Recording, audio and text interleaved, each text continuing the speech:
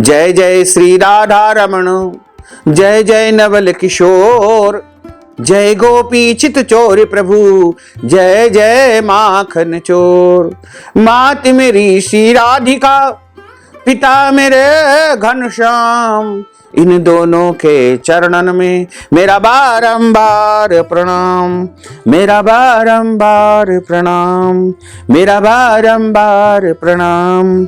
मोहिनी मूरत श्याम की वो मन रही समाय, जो मेहंदी के पात में लाली रही समाय। धन यौवन एक दिन उड़ जाएंगे जैसे उड़े कपूर, मन मूरख तू राम भज क्यों चाटे जग धूर। राम कृष्ण दो एक है अंतर नहीं निमेष, इनके नयन गंभीर है उनके चपल विशेष।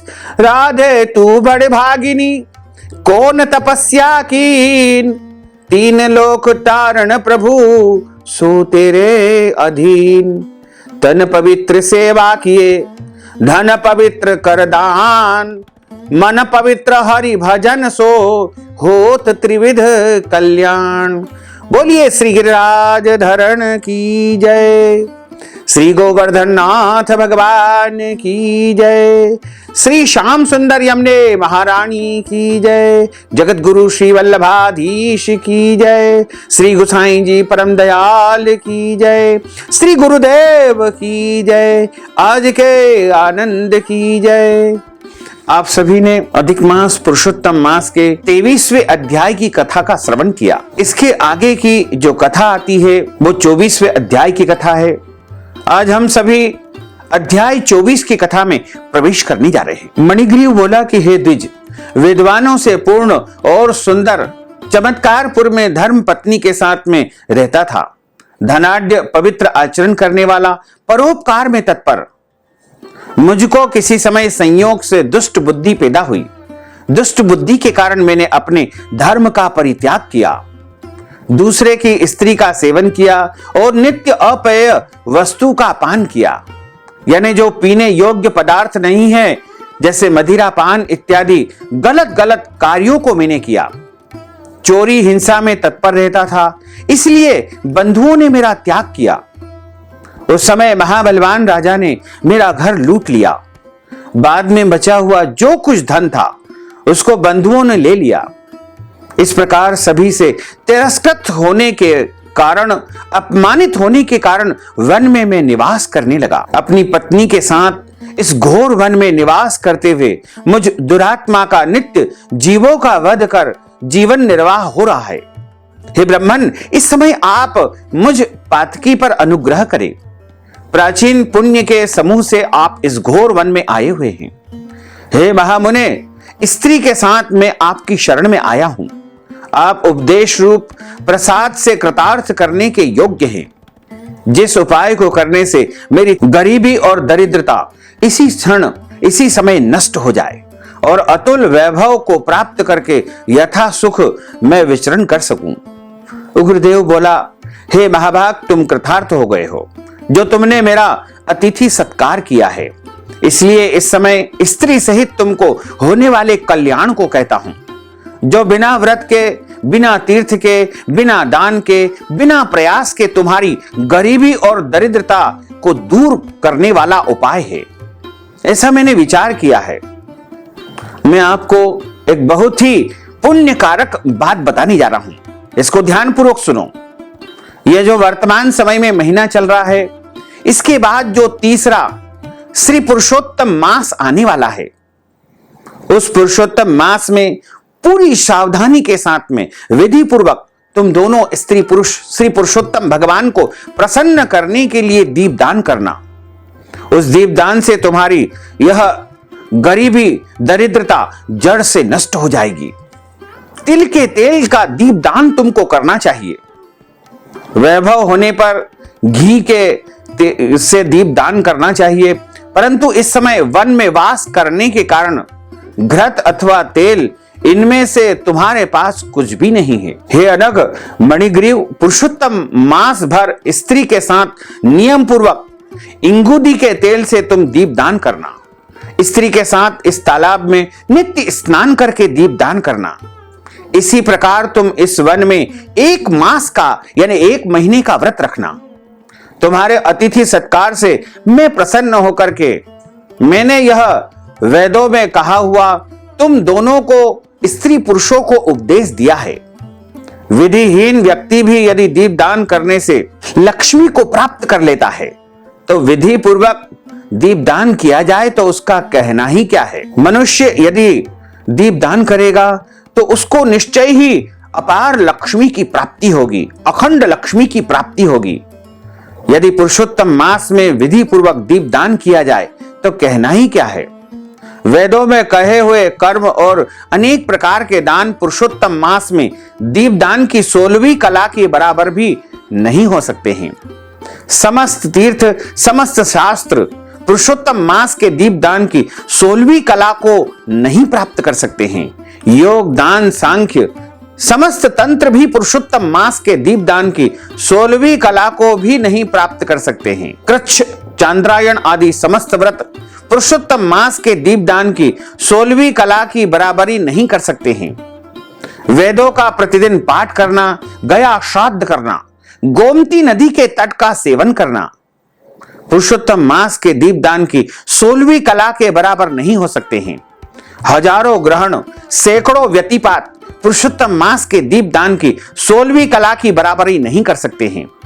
कुरुक्षेत्र आदि श्रेष्ठ दंडक आदि वन में पुरुषोत्तम मास के दीपदान की 16वीं कला की बराबरी नहीं कर सकते हैं। हे वत्स, यह अत्यंत गुप्त व्रत जिस किसी से कहने लायक नहीं है। यह धन, धान्य, पशु, पुत्र, पौत्र और यश को देने वाला है। बांझ स्त्री के बांझपन को नाश करने वाला है और स्त्रियों को सुख तथा सौभाग्य देने वाला है। राज्य से गिरे हुए राजा को राज्य देने वाला और प्राणियों को इच्छा अनुसार फल देने वाला यह पुरुषोत्तम मास है। यदि कन्या इस व्रत को करती है तो गुणी, चिरंजीवी, यति और श्रेष्ठ, सुंदर, गुणवान, बुद्धिमान पति को प्राप्त करती है। स्त्री की इच्छा करने वाला पुरुष सुशीला और पतिव्रता स्त्री को प्राप्त करता है। विद्यार्थी विद्या को प्राप्त करता है। सिद्धि को चाहने वाला अच्छी प्रकार से सिद्धि को प्राप्त करता है। खजाने को चाहने वाला खजाना प्राप्त करता है। मोक्ष को चाहने वाला मोक्ष को प्राप्त करता है। बिना विधि के, बिना शास्त्र के जो पुरुषोत्तम मास में जिस किसी जगह दीपदान करता है वह इच्छा अनुसार फल को प्राप्त कर लेता है। यानी बिना विधि विधान के यदि आप कहीं पर भी किसी भी तरह से इस पुरुषोत्तम मास में दीपदान करते हैं तो निश्चय ही आप जो भी चाहोगे, जो भी सोचोगे वो आपको जरूर प्राप्त हो जाएगा, इसमें कोई संशय नहीं है। हे वत्स, विधि पूर्वक नियम से जो दीपदान करता है तो फिर उसका कहना ही क्या है। इसलिए पुरुषोत्तम मास में दीपदान करना चाहिए। मैंने इस समय यह तीव्र दरिद्रता को नाश करने वाला दीपदान का विधान तुमसे कहा है। तुम्हारा कल्याण हो, तुम्हारी सेवा से मैं प्रसन्न हूं। अगस्त्य मुनि बोले कि इस प्रकार वह श्रेष्ठ ब्राह्मण मन से 2 भुजा वाले, मुरली को धारण करने वाले श्री हरि भगवान का स्मरण करते हुए शीघ्र ही वहां से प्रयागराज के लिए निकल गए।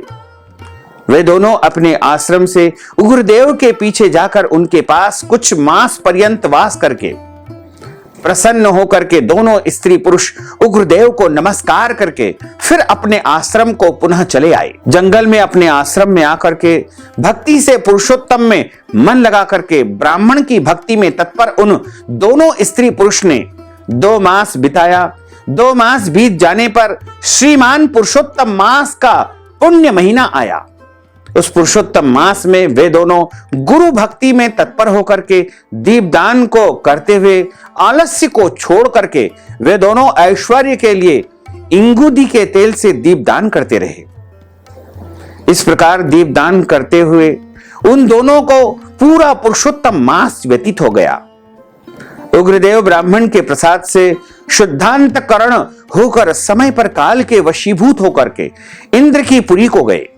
वहां होने वाले सुखों को भोग करके पृथ्वी पर भारत खंड में उग्रदेव के प्रसाद से श्रेष्ठ जन्म को उन दोनों स्त्री पुरुष ने धारण किया।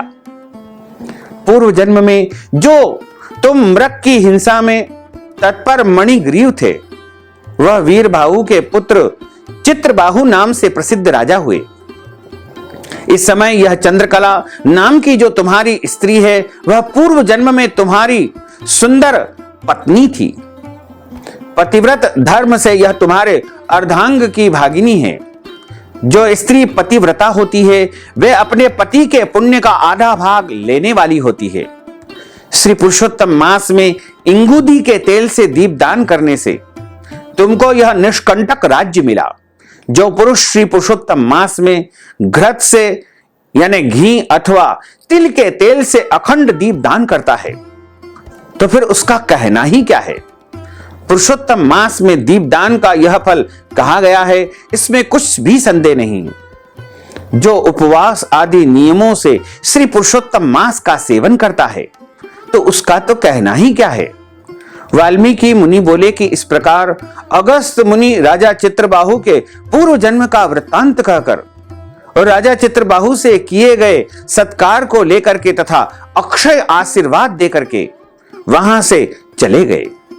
इस प्रकार यहां पर अधिक मास पुरुषोत्तम मास के 24वें अध्याय की कथा का समापन होता है। श्री बृहन्नारदीय पुराणे पुरुषोत्तम मास महात्म्ये चतुर्विंशो अध्यायः श्री कृष्णार्पणमस्तु। बोलिए श्री कृष्णचंद्र भगवान की जय। अच्युतम केशवम राम नारायणम कृष्ण दामोदरम वासुदेवम हरे श्रीधरम माधवम गोपिका वल्लभम श्री जानकी नायकम श्री रामचंद्रम भजे। जानकी मनोहरम सर्वलोक नायकम श्री शंकरादि सेवितम पुण्य नाम कीर्तनम राम राम राम राम राम नाम तायकम। राम कृष्ण वासुदेवा भक्ति मुक्तिदायकम। राम कृष्ण वासुदेवा भक्ति मुक्तिदायकम। राम कृष्ण वासुदेवा भक्ति मुक्तिदायकम। राम कृष्ण वासुदेवा भक्ति मुक्तिदायकम। बोलिए श्री लक्ष्मी नारायण भगवान की जय। श्री वृंदावन बिहारी लाल की जय। श्री गिरिराज धरण की जय। श्री गोवर्धन नाथ भगवान की जय। श्री श्याम सुंदर यमुने महारानी की जय। जगत गुरु श्री वल्लभाधीश की जय। श्री गुसाई जी परम दयाल की जय। श्री गुरुदेव की जय। धर्म की जय हो, अधर्म का नाश हो, प्राणियों में सद्भावना हो, विश्व का कल्याण हो। सनातन धर्म की जय हो, गौ माता की जय हो, नगर बस्ती की जय हो, आज के आनंद की जय हो, कल के आनंद की जय हो, परसों के आनंद की जय हो, बरसों बरसों के आनंद की जय हो। ओम नमः पार्वती पते हर हर महादेव हर। भक्तजनों, माताओं बहनों, यदि आप पुरुषोत्तम मास अधिक मास के निमित्त कोई भी दान पुण्य करना चाहते हैं, वस्त्रदान, अन्नदान, गोदान, ब्राह्मण भोजन या मालपुए का दान करवाना चाहते हैं, तो आप अपना नाम और गोत्र हमें व्हाट्सएप के माध्यम से भेजें और इस हेतु नगद राशि हमारे गूगल पे, फोन पे अथवा पेटीएम नंबर के माध्यम से भेज करके या अकाउंट नंबर के द्वारा भेज करके पुरुषोत्तम मास का संपूर्ण पुण्य लाभ प्राप्त कर सकते हैं। साथ ही आपसे अनुरोध है कि हमारे इस ज्ञानवर्धक वीडियो को अधिक से अधिक लोगों को शेयर करिएगा, लाइक करिएगा, कमेंट करिएगा और यदि अभी तक आपने सब्सक्राइब नहीं किया है तो अभी और इसी समय सब्सक्राइब कर लीजिए, ताकि इसी प्रकार की ज्ञानवर्धक वीडियो आपको सबसे पहले प्राप्त हो सके। आपको और आपके पूरे परिवार को सादर जय श्री कृष्ण, सादर धन्यवाद।